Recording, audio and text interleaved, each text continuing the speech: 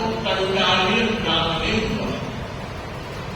ज्योतिष ये कह रहा है, ज्योतिष ग्रंथ बता रहे हैं कि जिस बालक का जन्म मंगलवार को होता है उसका रुतबा कुछ अलग होता है। 7 वारों में जन्म के लिए मंगलवार को महाफलदायी वार माना है। और संयोग से स्वामी जी तो बड़े पुण्यवान जीव थे, उन्हें मंगलवार भी मिला, उन्हें तेरस भी मिली। ज्योतिष में बताया है कि 8 और 13 ये 3 तिथियां अगर मंगलवार के दिन आ जाती है, उस तिथि में ये सिद्धि योग बन जाता है। तो मंगलवार भी था, 13 भी थी। और वैसे भी आपने सुना होगा, पूनम की पड़वा बनी अमावस की बीज, अण पूछो मोरत बलोर 13 के बीज। तो सारे योग देखिए एक व्यक्ति को मिल रहे हैं। मंगलवार और 13 सिद्धि योग बन जाता है। सिद्धि योग में जन्म लिया और देखिए उनका देवलोक गमन भी सिद्धि योग में हुआ। कहते हैं उस दिन भी भाद्रव शुक्ला 13 मंगलवार था। आए भी 13 को, गए भी 13 को। आए भी मंगलवार को, गए भी मंगलवार। मैं ये बताना चाहूंगी कि आचार्य भिक्षु की जन्म कुंडली में लगता है कुछ योग, विचित्र योग बने हुए। उन्होंने 13 पंथ धर्म संघ की स्थापना आषाढ़ी पूनम को की, लेकिन 13 पंथ का नामकरण उससे पहले ही हो गया। याद होगा, जो कुल की घटना सब जानते हैं, तो तब तक स्वामी जी ने स्थापना नहीं की थी। तो देखिए स्थापना से पहले धर्म संघ का नामकरण हो गया। ये तो आप सब जानते हैं, लेकिन मैं आज यह बताना चाह रही हूं कि स्वामी जी के जन्म से पहले ही स्वामी जी का नामकरण हो गया। कैसे? पिता का नाम तो जानते हैं, शाह बल्लू जी। वे कंटालिया ग्राम के सेठ थे। कंटालिया ग्राम में उनकी पहली शादी हुई। पहली शादी कंटालिया ग्राम में हुई। उनकी पहली मां का नाम, विक्रम जी की पहली मां का नाम, या तो बल्लू शाह की पत्नी, पहली पत्नी का नाम लाक्षण दे था। लाक्षण दे के साथ शादी हुई। अच्छा जीवन चल रहा था। उनके एक पुत्र हुआ जिनका नाम था बोलो जी। पुत्र के शादी के बाद एक पुत्र हुआ, उसका नाम था फतेहचंद। तो शाह बल्लू जी के बेटे का नाम बोलो जी, पोते का नाम फतेहचंद। अब देखिए, हर परिवार में मां ये चाहती है कि मेरे घर में बहू, कुलीन बहू आ जाए, विनीत बहू आ जाए, संस्कारित बहू आ जाए, और मैं परिवार की सारी जिम्मेदारियों को अच्छे से ग्रहण करें। चाहत अच्छी है, पर जरूरी नहीं सब इच्छाएं पूरी ही हो। बोलो जी की पत्नी का स्वभाव बहुत अक्खड़ और कर्कश स्वभाव की महिला थी। लाक्षण दे बहुत बार अपने पति से कहती, घर में परेशानी तो बहुत है, मगर रूप लाज के लिए मैं सहन कर रही। और यथा कदा बल्लू शाह को भी अनुभव हुआ, लाक्षण दे जो कह रही है वो ठीक कह रही है। लेकिन लाक्षण दे एक बात कह रही थी कभी किसमें मत पड़ो, जैसा भी होगा मैं सहन कर लूंगी, आपके परिवार की गरिमा को आंच नहीं आने। और यही हुआ, खूब सहन किया। लेकिन आप जानते हैं, जिस व्यक्ति के चित्त में समाधि और प्रसन्नता रहती है तो हर दिन आनंद से व्यतीत होता है। और जहां माहौल आत्मध्यान रौद्र ध्यान का रहता है, वहां दिन तो पूरे किए जाते हैं मगर रस नहीं रहता। लाशरते बहुत उदास रहने लगी और कहते हैं, एक दिन ऐसा आया, अचानक लाशरते दुनिया को छोड़ के चले। उस समय बल्लू शाह की उम्र 49 ईयर्स की। आपको यह भी पता होगा, उनके एक बहन थी जिनका नाम था बल्दी बाई। 16 ग्राम में शादी हुई थी, मगर संयोग देखिए बाल विधवा हो गई। और तब आचार्य भिक्षु के पिता बल्लू शाह ने चिंतन किया कि अब इस परिवार में मेरी बहन नहीं रह सकती। और वे लाशर देव को पूछते हैं कि देखो, निरंतर तो तुम्हें साथ रहना होगा, बहन की वहां स्थिति अच्छी नहीं है, मानसिक प्रसन्नता नहीं है, एक भाई होने के नाते मेरा दिल बहुत दुख पाता है, मेरी बहन का ये कष्ट तो मैं निवारण नहीं कर सकता, मगर यहाँ आकर के उसे सुख से रहने का अवसर दे सकता हूँ। पर यह तब हुआ जब तुम साथ हो। सच आप लोग भी ध्यान दीजिए, घर और परिवार के रिश्तों को निभाने में महिला का बहुत बड़ा योगदान होता है। वो अगर सक्षम होती है तो परिवार के पुरुष वर्ग को निश्चिंत कर देती है। लाशर देने कहा, पूछने की कोई बात नहीं, अगर एक रोटी मिलेगी तो आधी पहले बकरी बाई की थाली में आएगी, फिर आपकी थाली में आएगी। और इतनी बड़ी बात जब पत्नी से सुनी, खुश हो गए और उन्होंने हाथ जोड़े, हे भगवान, ऐसी बहुएं पत्नियां सबको देना जो इतनी निश्चितता के साथ इस तरह की बात कहती है। कहना फिर भी आसान होता है, लेकिन जीने के वक्त पसीना आता है। लाशर देने वो ही किया, पूरी तन्मयता के साथ, निश्चितता के साथ भक्ति बाई को सह सम्मान है। जब लाशर दे का देहावसान हो गया, इस भतीजे की बहू से बल्दी बाई की भी नहीं बनती थी। और बल्लू शाह भी जानते थे कठिनाई है। एक दिन खूब जोर से जब झगड़ा हो गया तो कहते हैं, बल्दी बाई ने कहा अपने भाई से, या तो तुम दूसरी शादी कर लो या मेरा चोपा अलग कर। कठिनाई की स्थिति पैदा हो गई। बल्लू शाह ने कहा कि मैं तुम्हें अलग तो नहीं करूंगा, तुम्हारे कहने से दूसरी शादी कर तो लूंगा, पर क्या भरोसा, अगर दूसरी ऐसी आ गई तो कठिनाई पैदा हो जाएगी। एक को संभालना भारी पड़ रहा है, दो को संभालना मुश्किल हो जाएगा।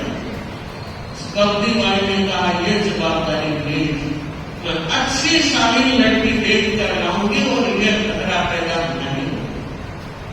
और बंधु कहते हैं, 16 लाख की टीका बाई से पसंद आई।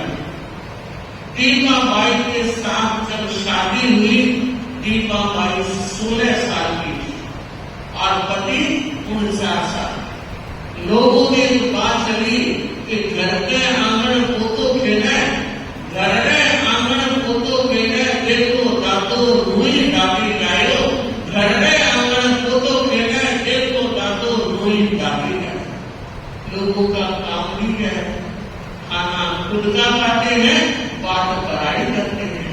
2, 4, 5, 25 दिन बात चली, कठिन तो लगी, पर रास्ता दूसरा नहीं था। 2 दिन की बात पुरानी हो जाती। 2 साल व्यतीत हुए। दीपाबाई की उम्र 18 साल की हुई और कहते हैं तब एक दिन बगदी बाई ने कहा, भाई सामने नवरात्र आ रहे हैं और उनकी कुल देवी माता जी, तो कुल देवी माता जी है, पीढ़ियों से पूजा करते आए हैं, तो इस बार मेरी इच्छा है 9 दिन तक मैं वहां मंदिर में रहूं और मैं उन देवी की पूजा करूं। भाई जैसी तुम्हारी इच्छा हो, भाई ने स्वीकृति दी। बगदी बाई मंदिर में है। पहला दिन उसने कहा, मां हमने तुम्हारी पीढ़ियों से पूजा की है, आज तक कोई मांग नहीं की, लेकिन आज मैं एक मांग तेरे चरणों में रख रही हूं। मेरी भाभी दीपाबाई के संतान हो तो पहली संतान पुत्र के रूप में होनी चाहिए, और मां आज मैं तुम्हारे से भीख मांग रही हूं। और उसने पल्लू याद किया और कहा, अगर पहली संतान पुत्र के रूप में होगी तो उसका नाम भीखण रखा जाए। और साथ में कहा, मां पता भी लगना चाहिए कि तुमने पुत्र दिया। ये आसुर शुक्ला एकम की बात है। और उसने 3 दिन का तेला किया। 9 दिन तक कहीं कहीं तेला एक किया, ऐसा इतिहास बोलता है। और नवरात्रा पूरी होने के बाद वो आई घर में और पूछा दीपाबाई से, हालचाल सब ठीक है कि बिल्कुल सही है और कुछ नहीं हुआ? तो उसने कहा, आसोज शुक्ला तीज रात्रि के समय मैंने एक शेर को एक सपने में देखा, बहुत बड़ा शेर था। दीपाबाई की ये बात सुनकर रोमांचित हो गई बगदी बाई और उसने उसी समय हाथ जोड़ ली कि मां तुम्हें प्रमाण दे दिया। माता की सवारी शेर होती है। और इतना तो सबने सुना ही होगा कि भिक्षु स्वामी ने सिद्ध के सपने जन्म लेकर के बहुत बड़ा कल्याण किया और बंधु स्वामी जी का जन्म आषाढ़ शुक्ल 13 को होता है। भीखण नाम पहले ही लग गया और इतिहास बता रहा है कि दीक्षा के बाद भी आज भी उनके जो हस्ताक्षर है उसमें लिखा हुआ है, लिख तू ऋग भीखण। लिखने वाला ऋग का मतलब ऋषि, ऋग भीखण। भीखण नाम जो बना वो जन्म से पहले बना और बगदी बाई ने अपने भाई से कहा, इसका नाम भीखण ही रखना है क्योंकि मैं माता से भीख मांग कर लाई हूं। और आप जानते हैं शेर के स्वप्न को बहुत महत्व दिया गया है। भगवान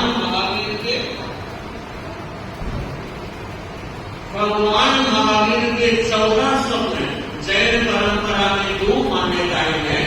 दिगंबर परंपरा 16 स्वप्न मानती है, श्वेतांबर परंपरा 14 स्वप्न मानती है, पर शेर 2 ही मानते हैं। 14 में भी शेर है, 16 में भी शेर है। तो कहते हैं 14 स्वप्न में से अगर कोई स्वप्न माता देखती है तो उसका कलादेश ग्रंथकार बताते हैं कि या तो वो राजा होता है या भावितात्मा अनगार होता है। और तब भी जब भिक्षु स्वामी के दीक्षा का प्रसंग वैराग्य की चर्चा चारों तरफ चल रही थी, उस समय माता दीपा तैयार नहीं थी, मेरे बेटे को मैं दीक्षा नहीं दूंगी।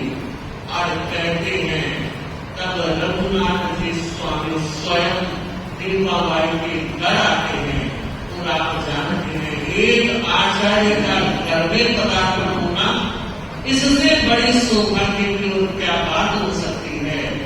जब गोसरी की अर्ज की गई तो कहा नहीं, आज गोसरी के लिए नहीं, आज तुम्हारे बेटे को लेने के लिए आया। तब उन्होंने कहा कि बेटे को दीक्षा की आज्ञा नहीं दे सकती बाप जी, जब ये गर्भ में था तो मैंने शेर का सपना देखा। और कहते हैं तब रघुनाथ जी महाराज ने कहा, दीपांबाई थारो बेटो सजम मेरे जो जला, दीपांबाई थारो बेटो सजम मेरे जो जला, जला कर करता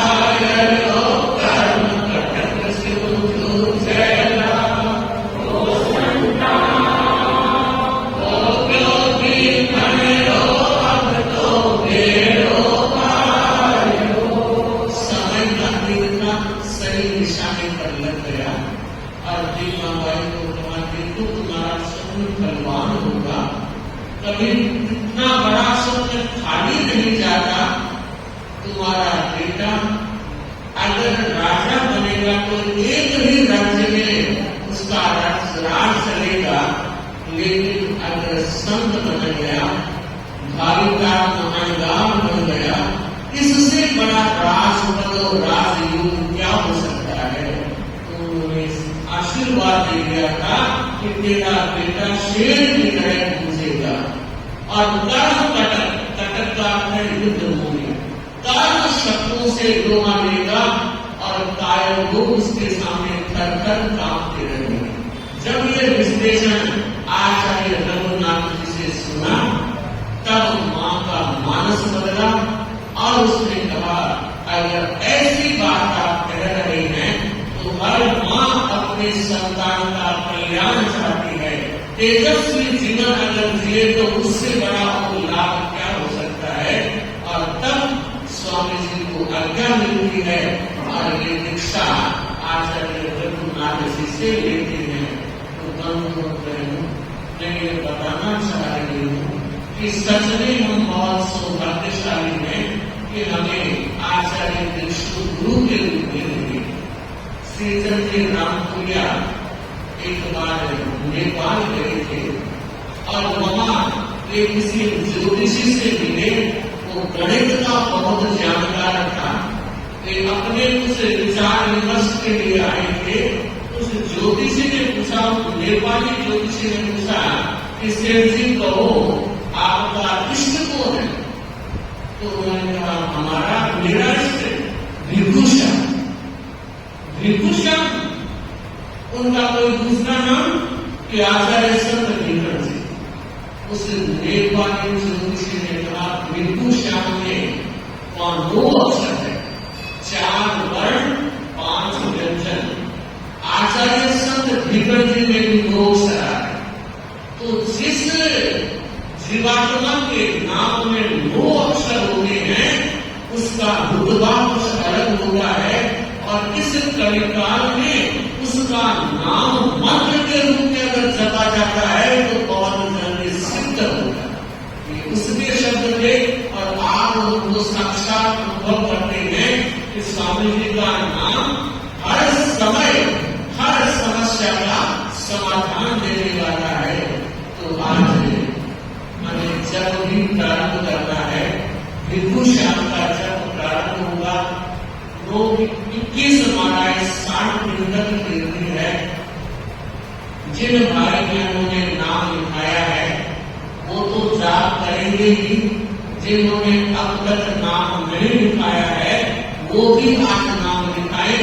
11 करोड़ का बहुत बड़ा अनुष्ठान विभूषण के जप का चल रहा है। और यह जब आपको घर में ही करना है, 2 टाइम में भी कर सकते हैं, एक साथ भी कर सकते हैं। सामायिक में भी हो सकता है, बिना सामायिक भी हो सकता है। साथ में नववासी तब भी जोड़ा गया है। 2 महीने सावन वाले वैसे ही तब के हैं, चौबिहार या त्रिविहार जैसे अनुकूलता हो, नववासी जब हो, विभूषण का जब हो। और मैं चाहूंगी जब करने वाले भाई बहन जब प्रारंभ करें सबसे पहले 2 बार नवकार मंत्र बोले, 1 बार केशव पंचनमोकार बोले, 3 बार विघ्नहरण बोले, उसके बाद मंगल पाठ बोले, फिर माला शुरू करें। अगर जिसने कर दी है वो भी उनको एक बार नेगलेक्ट करने के बाद काउंटिंग में पहले फिर से 2 नवकार केशव पंचनमोकार, 3 बार विघ्नहरण, फिर मंगल पाठ, उसके बाद माला 11 10 या 300 क्या अविद्यानामन्तस्तिमिरमिहिरद्वीपनगिरे